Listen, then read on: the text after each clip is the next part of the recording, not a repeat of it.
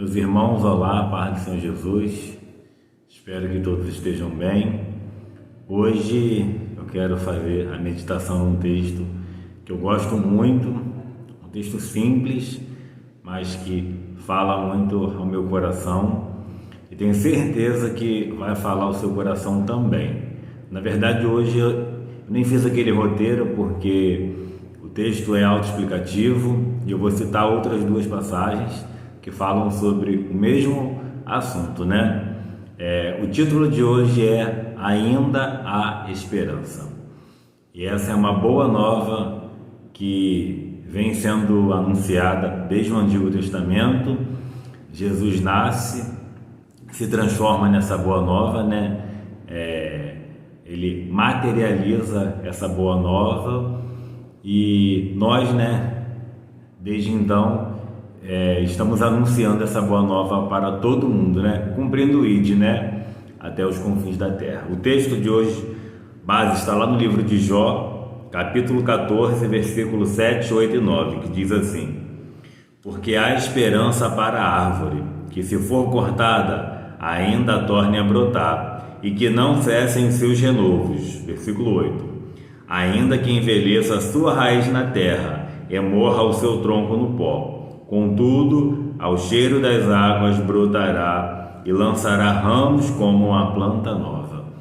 Esse texto, né, ele é como eu falei, né, ele é autoexplicativo porque Jó aqui ele vem de uma sequência de perdas, de derrotas, de sofrimento, né, pessoal, familiar, e por mais que a gente saiba que ele não culpou a Deus, que ele não murmurou, mas o seu homem, né, a sua carne, a sua razão, né, nós estamos falando de fé, a sua razão estava, né, desesperançado, né, e ainda assim ele vem aqui, né, no capítulo 7, se eu não me engano, sem esperança. Ele fala que ele deita e as noites são longas e ele não tem esperança, mas aí aqui no capítulo 14 ele já começa, né, a renovar a sua esperança.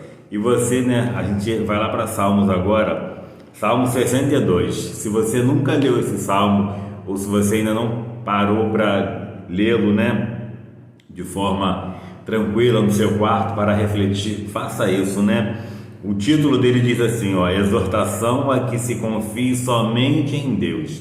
É um salmo de Davi, e todo servo do Senhor, todos aqueles que confiam em Deus, deveriam ler e entender esse texto, porque a grandeza dele é algo absurdo. Eu separei apenas um verso, o verso 5, que diz assim, ó minha alma, espera silenciosamente somente em Deus, porque dele vem a minha esperança.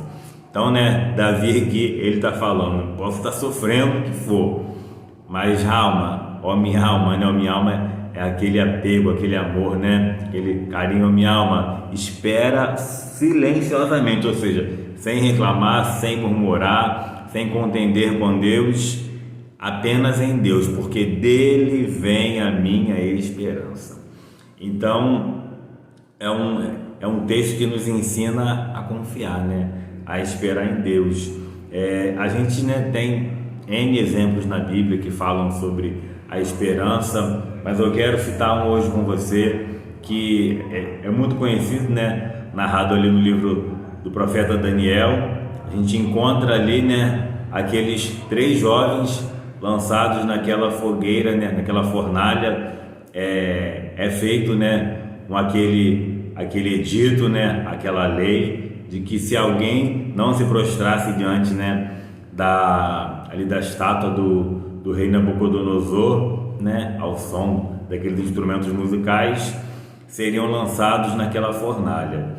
E Sadraque, Mesaque e Abednego não se prostraram, e quando o rei chama eles, né, porque a gente sabe que era ali uma investida de Satanás para poder desmoralizá-los, né, diante ali da fé, e quando eles chegam diante do rei, o rei vai e pergunta: acho que vocês não entenderam, né? Acho que vocês são de fora, tal, mas eles, né, ali, ó, firmes, né, demonstrando um caráter cristão, um caráter genuíno de que não, realmente a gente ouviu, entendeu, mas a gente não vai se prostrar, nós adoramos um único Deus.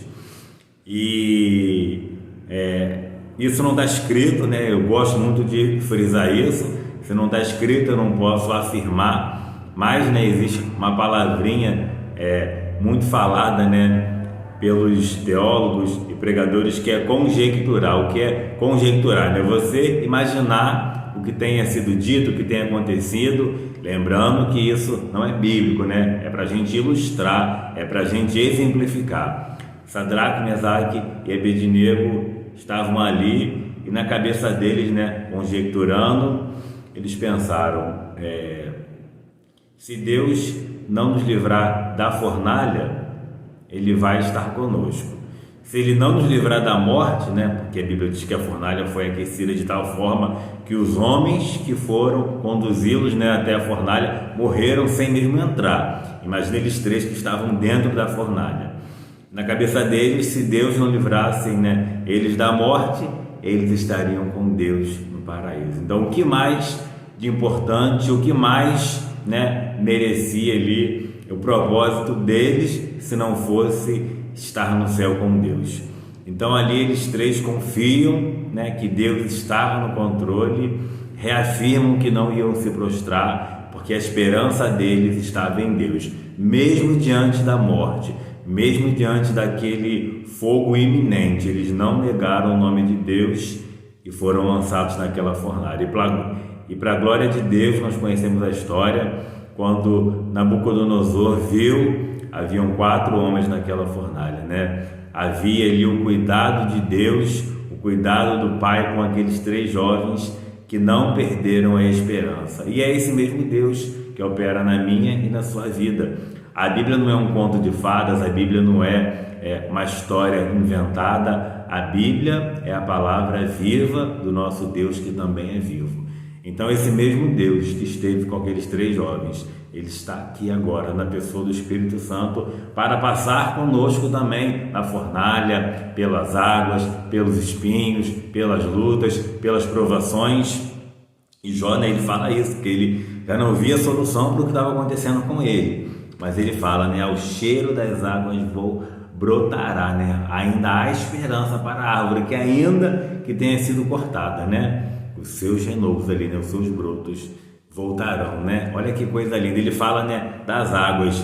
Jesus fala lá em João, no capítulo 4, com aquela mulher, né, a mulher samaritana, que ele tinha uma água para oferecer para ela, que era uma água viva, né? E ele era essa própria água, que possamos beber dessa água, que possamos mergulhar nessas águas, entendendo que não há outro, né? Como diz aqui Davi no Salmo 62, né? Não há outro senão Deus para saciar a nossa sede, para que possamos viver uma vida plena aqui. E se não for possível, porque como eu digo bastante, né, nós somos co-herdeiros de Jesus na glória e também somos co-participantes com Ele no sofrimento. Se você não alcançar aquilo que é normal, né, aqui neste mundo, né, um casamento abençoado, uma família bonita, um emprego de sonhos, uma casa bonita, um carro do ano na garagem, se tudo isso porventura não acontecer, o céu está te esperando, né? Jeremias nem se casou, né? Jeremias, o chamado dele era tão forte que ele não se casou. Outros se casaram, né? Como Pedro, a gente vê, né? Apesar de a Bíblia não falar sobre a esposa de Pedro, mas ele tinha uma sogra porque ele tinha uma esposa, né? Então, e tantos outros, né? Até porque é bíblico, né? Já vem lá de Gênesis, quando Deus poupa Noé, ele poupa ele, sua esposa, seus filhos e suas noras, né? Quando ele vai poupar, né, Ló, ele sai dali com as suas filhas e com a sua esposa. A sua esposa, né, olha para trás e vira uma estátua de sal, enfim. Então, o plano de Deus, a bênção é para a família, para o lar, não é só para um. Basta estar na posição e querer ser alcançado por essa bênção. E para fechar, Isaías 43, 18 e 19. Irmãos, eu leio porque eu não guardo versículo completo na cabeça, então eu prefiro ler e não errar ou só citar partes do que falar algo errado. Isaías 43, 18 e 19 diz assim: Não vos lembreis das coisas passadas, nem considereis as antigas. Eis que faço uma coisa nova. Agora está saindo a luz. Porventura não a percebeis? Eis que porei um caminho no deserto e rios no ermo. Então aqui o título diz, né? Só Deus resgata Israel. Novamente, né? Só Deus é a nossa esperança. Não importa o que está acontecendo, não importa o que aconteceu, não importa a circunstância, não importa o que os seus olhos estão vendo, né? Os seus olhos físicos. Contemplem com os olhos da fé, né? O justo, ele não vive por vista, ele vive por fé, né? Deus, ele faz uma coisa nova. Esquece o que já aconteceu. Você sofreu, você chorou, você se feriu, mas quando Deus está no controle, quando você confia, quando você descansa, Deus, ele faz a obra. E mais uma vez, não coloque a sua expectativa no que está acontecendo neste mundo. Coloque os seus olhos, a sua expectativa no céu, porque é para lá que nós iremos, é para lá que é lá que seremos honrados, é lá que receberemos a nossa coroa, é lá que receberemos o nosso galardão. Aqui nesse mundo, nós somos servos, né? Nós somos proclamadores do Evangelho. Quando você pensar que a prova está difícil, lembra da perseguição dos apóstolos, lembra da igreja primitiva, lembra do sofrimento de Jesus e pensa que a mesma glória que nós somos co-participantes, co-herdeiros, nós também não podemos esquecer do sofrimento. Então fique com essa palavra, ainda há esperança para a sua vida, ainda há esperança porque Deus está no controle. Enquanto Ele estiver no controle, enquanto você permitir, enquanto você descansar, enquanto você confiar, a vitória está garantida. E se você não enxergar aqui, é no céu. No céu, então, é certeza absoluta. Aqui eu não posso afirmar, mas no céu é certeza absoluta. Fique com essa palavra em nome de Jesus.